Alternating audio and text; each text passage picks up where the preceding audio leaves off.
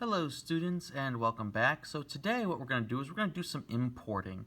So for all this stuff we work down in Access, we can also import stuff into it. So I have two import files here. I have an Excel file and I have myself a Access file. And I'm just going to click both of them. They're both popping in right there and you'll notice, oh look, there's, Excel, it pops up and oh yeah, we've worked with Excel before and oh look, I used more Batman stuff because of course I did. I think I pretty much have the Avengers in another one of these assignments. Matter of fact, I'm pretty sure if I open up the mini project, this one, open it up, Excel. Oh yeah, oh no, it's Mario, Link, Samus. I used Nintendo characters. So, but what we're going to do is we're going to import this into Access. So first things first, we are going to need to open Access, and we'll make ourselves our database. And please remember to make sure that you actually name it. So, I'm going to instead make this,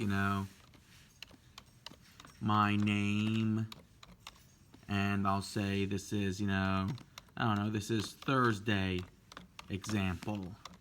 Why not? Thursday example. And create. And of course I got my table.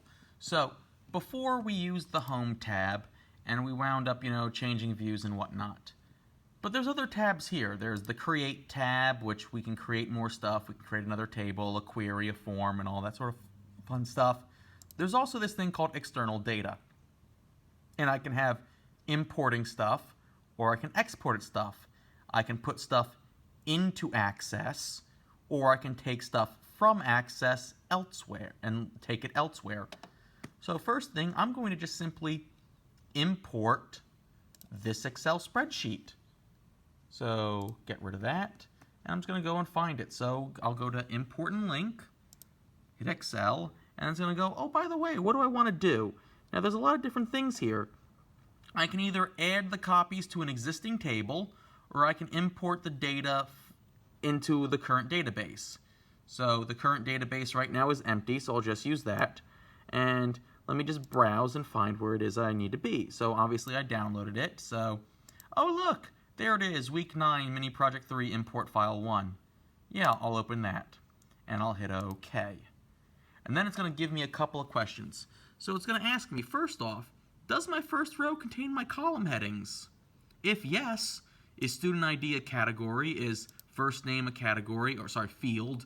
Is this a field? Is this a field? Is this a field? Well, yeah, I'm pretty sure. But if it's not, take a look what happens. Now, those aren't field names. Now that's data. And you're going to get some errors if you do that. So make sure if you have these things like, obviously, this student ID right here, it's a category name. It's a field name. So we're going to go that. We're going to go and check and make sure that everything is, how it is I want it to be. And I'll just simply hit Next. Then it's going to ask me, hey, by the way, what type of data do you want this all to be? And, so for example, the account balance, is that supposed to be currency? This yes, no, is that supposed to be text? I don't know, I'm pretty sure that's supposed to be yes, no. So there we go, and we'll switch that over, I'm pretty sure, birthday right now is being labeled as a double. I don't know, that should probably be a date and time, wouldn't it? Birthday, that makes sense. Yeah, like, why would it be a double? So making sure that all these things are actually, the way they're supposed to be. And of course, we'll hit Next. And then it's going to ask us, do we want no primary key? Do we want access to automatically make a primary key? Or do we want to choose our own primary key?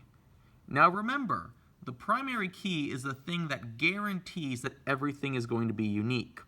So is there anything in here that is guaranteed to be unique? Well, people can have the same account balance. They can have the same birthday. I guess people could share emails if they really wanted to. Let's see here. What can they not share? Oh, look, their student ID. So yes, I'm going to choose my own primary key, and it's going to be my student ID. So then I'll hit Next. And, oh, what would I like to name this sheet? Oh, fine, I'll name it D. Monticchio. I don't know. Thursday 1. Why not? Whatever it is you want to name it, and then I'll hit Finish. and I'll hit close. So now I have myself a D Monticchio, and of course I misspelled my own name, and I got Thursday, whatever. And then here we go. Now, obviously, we had some errors.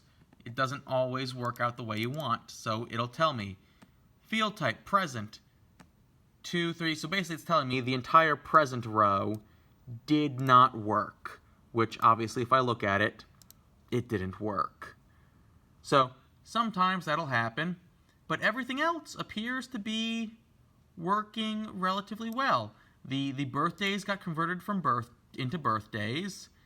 The student IDs got switched to that, student ID that. So let me just go back into this present area. Let me just, go to home and view, and maybe if I switch this from present from a yes, no to text, let's try that. View, save, present, no. So they're all saying no right now. So view, now let's try present, yes, no. And now let's try it again. Save, yes. Okay, cool. They're now back to check boxes. So I wound up fixing the error just by switching it back and forth a couple of times. That happens. Maybe I should have just left that as a text, and so then I could just swapped it out afterwards in view. But that's okay. So that's step 1, really. Being able to successfully import something from Excel. So that's step 1, and step 2 will be in the next part. So get ready for the jump cut. So now that we have ourselves this Excel file that is in Access, let's go and find ourselves that other mini project. So I'm just going to go and, show in folder. There we go. And I know that it's right there, so I know it's there. So instead, what I'm going to do is I'm going to go back to my external data button right here, and I'm going to add access. And of course, I can go and I have to find it, browse, whatever, blah, blah, blah, blah. Oh, look, there's mini project import file 2, so on and so forth. Open. And open. And oh, look, what tables do I want? I want this table, obviously.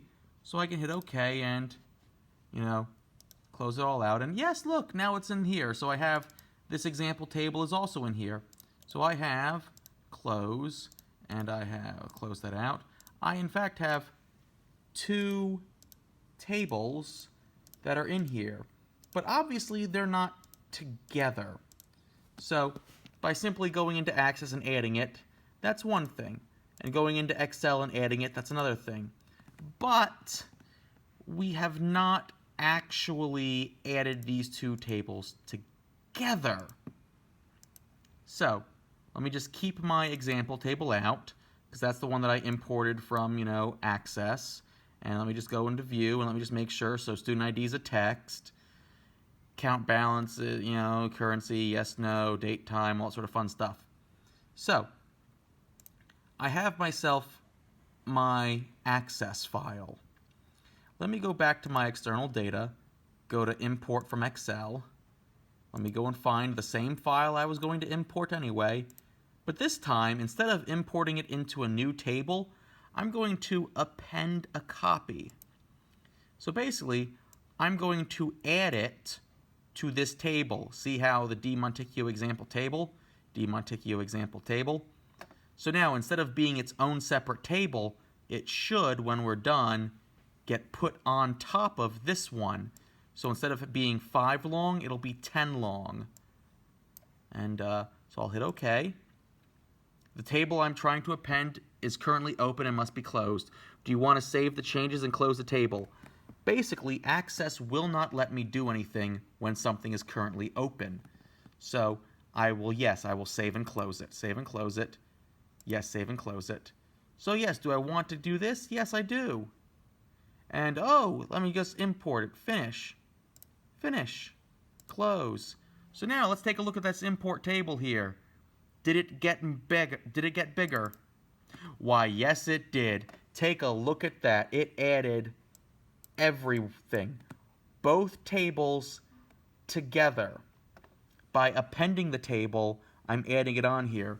Now, this only works because all the field names are named the same thing and they're the same data type. So if I had, instead of birthday, this one said birthday, but this one right here said B-day, it wouldn't work. It would go, wait a minute, those are two different categories. So whatever you name these categories would have to be the exact same name. Present would have to be present, email would have to be email, address would have to be address, so on and so forth. And they would have to be the same file type. So obviously this was text, this was a yes, no. It would not work if I had this be an account, a currency on here, but on here I had it as just plain old numbers. It would not work. I could not have this be an email, but be a birthday, but be a date and time on a different one. So you have to match up your data types and your field names in order for this to work. But it will work, as we see, by simply adding these two things together. And as long as you get this, and then of course we have to, make sure that, our student ID is our primary key, make sure that, we have stuff that makes sense, like, okay, our field size is a 1. This all generally makes sense here. So as long as we do everything that's in this rubric, we should be good. But once you get something that looks like this, you know you are pretty much complete with the assignment. So save everything, close it out, then submit it through Moodle. And from what we're going to do then, in the next assignment, is we're going to take this data, and we're going to go instead into the Create tab, and we're going to make some new stuff out of this.